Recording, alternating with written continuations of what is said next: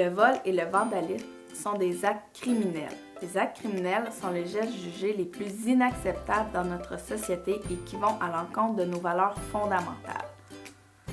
Les actes criminels sont encadrés par le droit criminel qui est déterminé par le gouvernement fédéral. Les Autochtones et les non-autochtones sont soumis aux mêmes règles. Un geste considéré comme étant criminel pour un non-autochtone l'est aussi pour un autochtone, qu'il ait lieu dans la communauté ou en ville. La procédure judiciaire est également la même. Toutefois, au moment de déterminer la peine appropriée pour une personne autochtone reconnue coupable, le juge devra prendre en considération les critères établis dans le rapport Gladue. Le vandalisme, c'est le fait de briser, de détruire ou d'abîmer volontairement le bien de quelqu'un d'autre. Un acte de vandalisme est commis si tu fais des graffitis sur les murs de ton école, tu lances des cailloux dans des fenêtres, tu perces les pneus d'une voiture, tu graves ton nom sur ton pupitre. En droit criminel, le vandalisme s'appelle un méfait. Voler, c'est le fait de prendre quelque chose qui ne nous appartient pas sans en avoir le droit, c'est-à-dire sans en avoir eu l'autorisation.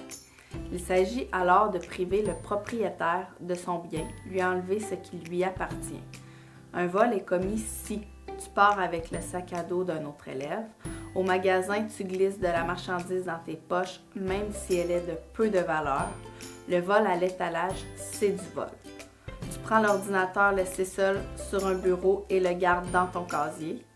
Tu empruntes le manteau d'une personne sans son accord. Un vol est commis même si tu ne te caches pas pour le faire. Tu prends l'objet avec l'intention de le remettre après avoir déplacé l'objet. Tu décides de le remettre en place ou pour toi il s'agit d'une blague. On entend parfois le terme vol qualifié, mais qu'entend-on par le mot qualifié?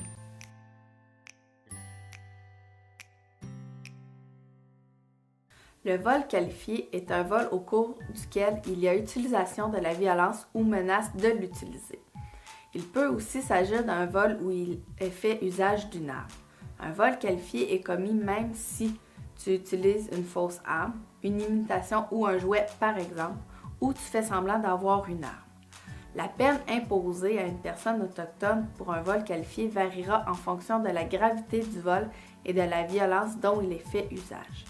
Autrement dit, le juge évaluera les valeurs des biens volés, le fait qu'une arme ait été utilisée ou non, le fait que des blessures aient été infligées à une personne et les critères établis dans le rapport Gladue.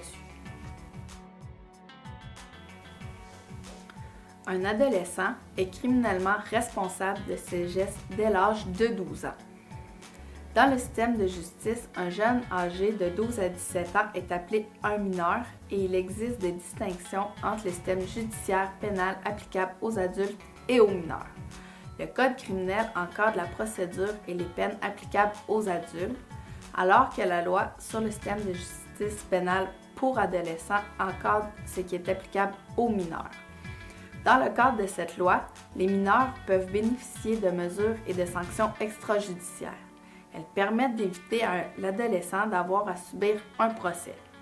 Parmi celles-ci, au lieu de subir un procès, un adolescent peut bénéficier d'un avertissement de la police, d'une participation à un programme de développement des habiletés sociales, d'une médiation avec la victime, de travaux communautaires. Malgré l'existence de ces mesures et ces sanctions extrajudiciaires, un mineur peut quand même subir un procès devant un juge et être déclaré coupable d'une infraction lorsque le crime et la situation l'exigent. Au moment de l'arrestation par un policier, un mineur a le droit, comme les adultes, de savoir pourquoi il est arrêté, garder le silence, parler à un avocat. Mais contrairement aux adultes, un mineur a le droit d'être accompagné d'un parent lors d'un interrogatoire. Son nom est également gardé secret, son dossier est confidentiel. Mais, qui a le droit de vous arrêter sur le territoire de la communauté?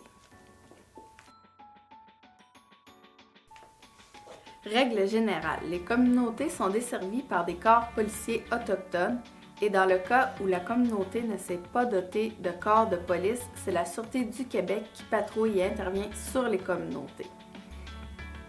La loi sur la police permet aux communautés autochtones de constituer leur propre corps de police autochtone. Ceux-ci sont chargés de maintenir la paix et l'ordre sur leur territoire. Cependant, même si la communauté a son propre corps de police, la Sûreté du Québec peut continuer d'intervenir sur le territoire de la communauté. En comparaison avec les policiers de la Sûreté du Québec, que peuvent faire les policiers autochtones?